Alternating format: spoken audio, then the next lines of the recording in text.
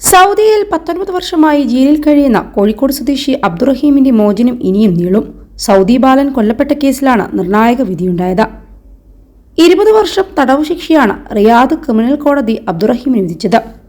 Indian സമയം ഇന്ന് രാവിലെ 11:30 അബ്ദുറഹീമിന്റെ മോചന ഹർജി കോടതി പരിഗണിച്ചിരുന്നു. ഇതുവരെ അനുഭവിച്ച ശിക്ഷാകാലം കഴിഞ്ഞുള്ള ശിക്ഷ അനുഭവിച്ചാൽ മതി.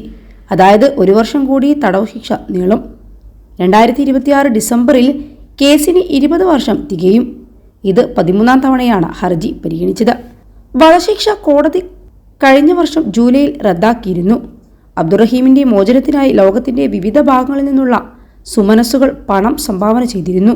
സൗദി ബാലൻ അനസ് കൊല്ലപ്പെട്ട കേസിൽ വധശിക്ഷയ്ക്ക് വിധിക്കപ്പെട്ട അബ്ദുറഹീമിന്റെ വധശിക്ഷ കഴിഞ്ഞ വർഷം ജൂലൈ 2 കോടതി റദ്ദാക്കിയിരുന്നു.